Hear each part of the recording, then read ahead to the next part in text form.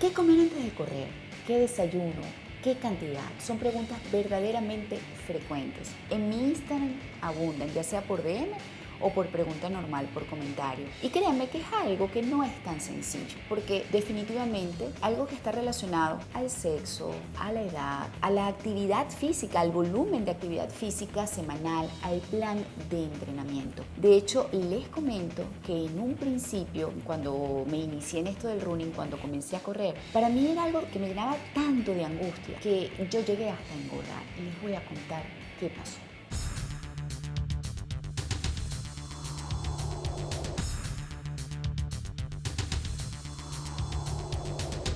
Para mí la corrida era algo tan demandante porque actividad física, el cardiovascular que yo hacía era simplemente rodar bicicleta, era hacer elíptica. Yo no hacía ningún ejercicio que significara alto impacto o un gran esfuerzo como comenzar a correr. Cuando yo me inicié apenas, corría 5 kilómetros, 4 kilómetros y para mí eso era un desgaste tal o representaba un esfuerzo tan importante que me daba angustia, me daba miedo, pensaba que no tenía energía, sentía que mi cuerpo no tenía energía y yo desayunaba muchísimo y comía muchísimo antes de hacer ejercicio.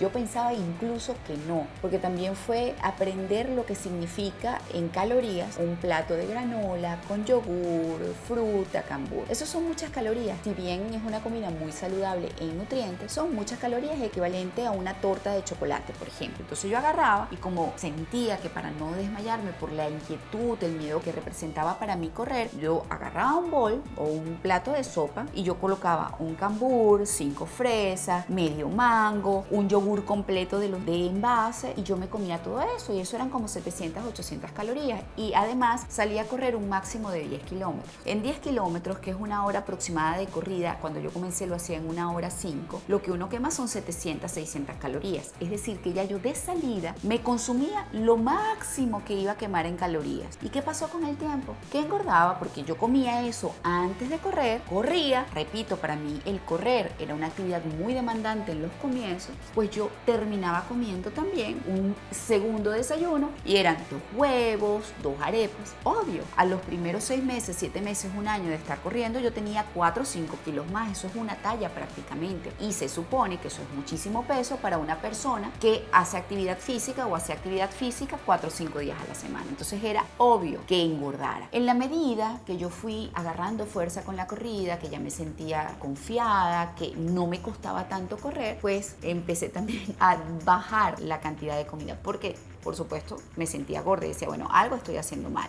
Entonces, efectivamente, comencé a quitar el yogur, quitar las frutas y en simultáneo fue cuando decidí correr mi primer maratón. Y como decidí correr mi primer maratón, me aconsejaron, bueno, María Laura, ya para correr un maratón sí tienes que manejar muchas herramientas y muchos conocimientos al momento de calcular la energía previa a la corrida, durante la corrida y posterior a la corrida para rendir y no quedarte a mitad de camino en el maratón. Entonces fue como en simultáneo que voy a un nutricionista deportivo y al mismo tiempo me doy cuenta que estaba comiendo en exceso y ese yogur o bol de granola con fruta, ese super sándwich antes de ir a correr, lo sustituí y ya me era suficiente con un cambur, con una rebanada de pan tostado con mermelada de guayaba, de piña. Siempre procuro además buscar mermeladas que no tengan azúcar añadido, que sean simplemente la pulpa y el azúcar propia de la fruta. Comencé a mermar ese peso que me había echado encima o esos kilitos que me había echado encima porque no tenía conocimiento y simplemente tenía mucho miedo y mucha inseguridad. Y vaya que uno, en lugar de hacer las cosas bien desde el principio, que es buscar la ayuda de un nutricionista, alguien que sepa, pues uno decide hacer las cosas por cuenta propia o haciendo las cosas que uno cree o las cosas que ve de otras personas. Entonces, repito, cuando voy al nutricionista, me enseña lo que debía hacer.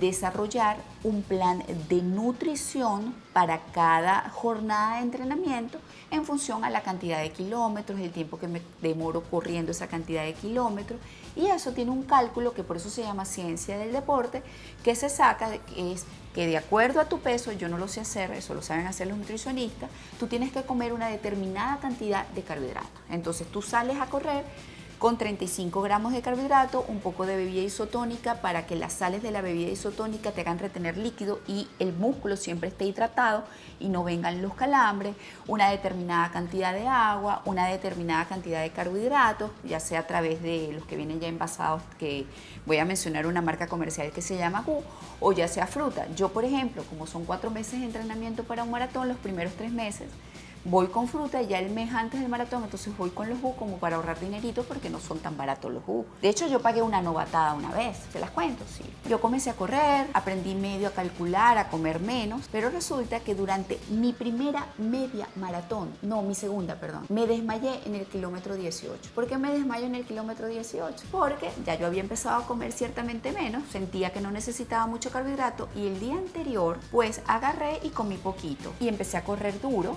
Yo no estaba acostumbrada a correr largas distancias tan rápido e iba comiéndome unas peloticas de estas energéticas y yo cada 5 kilómetros me metía una, pero a mí me cayeron mal porque yo soy hipoglicémica y me disparaban el azúcar, pero al mismo tiempo descendían y en el kilómetro 18 me quedé sin energías y me fui para el piso. Por eso es que sí es importante, si tú vas a correr y te vas a exigir y cada vez lo quieres hacer mejor, pues buscar la ayuda de los expertos para aprender a comer y a correr bien. Porque sin duda, a medida que tú vas cambiando tu dinámica de carrera, las exigencias van cambiando. De hecho, en estos días leía de unos especialistas que para cada corrida, ya sea un largo, ya sea unos ejercicios de velocidad, ya sea un tempo que es correr durante una cantidad importante de kilómetros, entre 12 y 18 kilómetros, esos son los tempos como máximo, a un paso muy elevado, es decir, a una velocidad muy alta, tú tienes que comer de una determinada manera o suplementarse durante esa corrida de una determinada manera para que tus músculos siempre tengan energía. Y repito, lo más importante no es solamente que los músculos tengan energía,